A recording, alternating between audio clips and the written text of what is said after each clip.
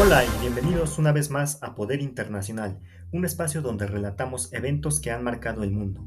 En esta ocasión hablaremos sobre un tema económico y es la Gran Depresión de 1929. Y es que, durante la década de 1920, México atravesaba por distintos momentos en su economía.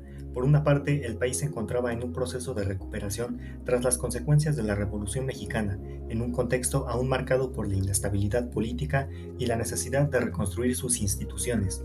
El crecimiento económico del país fue lento y desigual, con sectores que comenzaban a desarrollarse mientras otros, como la agricultura, enfrentaron dificultades. Asimismo, este proceso dependía en gran medida del exterior, especialmente de Estados Unidos, lo cual limitaba el crecimiento y desarrollo del país.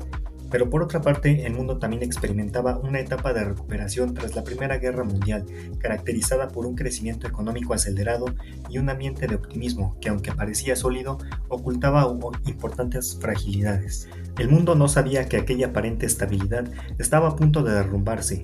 Lo que parecía una época de prosperidad sin límites, a su vez, ocultaba desequilibrios profundos que tarde o temprano terminarían por estallar. La confianza en el crecimiento económico era tal que pocos imaginaban que el sistema podía colapsar de forma tan repentina y devastadora. Pero antes de explicar a grandes rasgos las consecuencias de esta crisis en México, es preciso conocer sus orígenes, y para esto nos vamos con Estados Unidos. Tras la Primera Guerra Mundial, Estados Unidos entró en los llamados felices años 20, una época caracterizada por la modernización, el crecimiento económico y un fuerte optimismo social. El consumo masivo, el crédito fácil y la especulación en la bolsa de valores generaron una aparente prosperidad que parecía no tener límites. Sin embargo, esta bonanza era frágil y terminó por detonar en 1929, cuando el colapso de la bolsa de valores provocó una crisis sin precedentes llamada la Gran Depresión. La producción industrial se desplomó, miles de bancos cerraron y el desempleo alcanzó niveles alarmantes.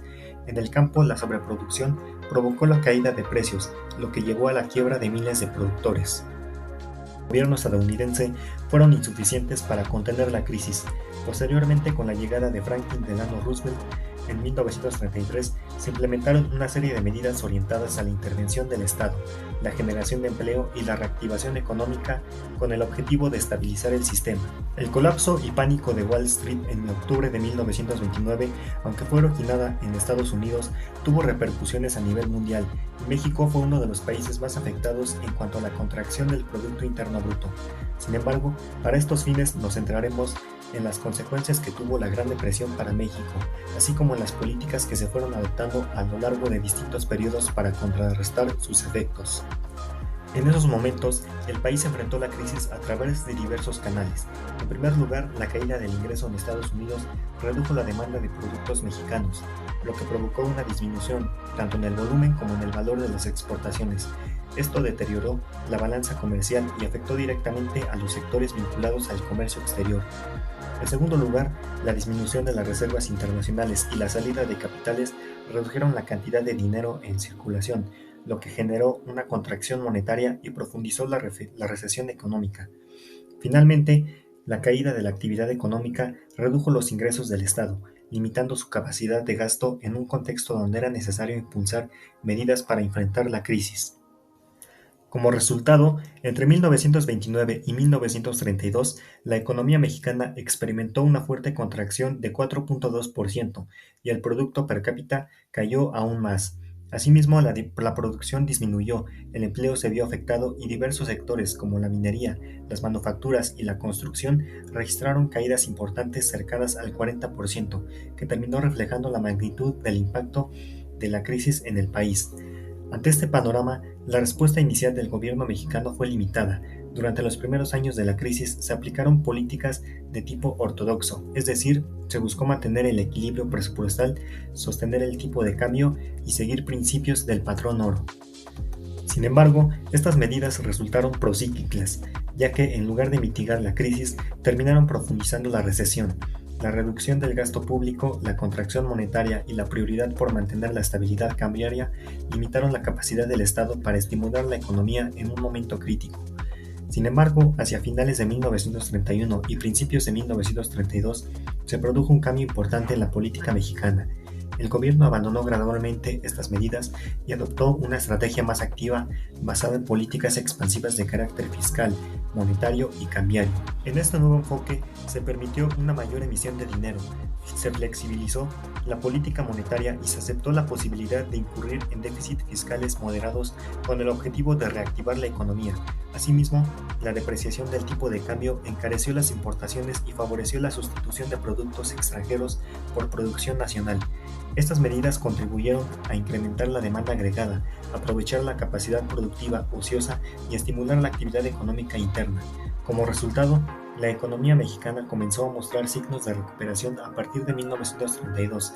Entre 1932 y 1936, el PIB creció a tasas cercanas al 8% anual.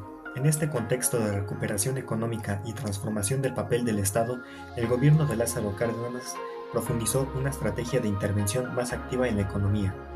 Enrique Cárdenas Sánchez, a través de su obra El largo curso de la economía mexicana, ha señalado que este periodo representó un punto de inflexión en el que el Estado dejó de tener un papel limitado para convertirse en un actor central de la organización y dirección del desarrollo económico del país.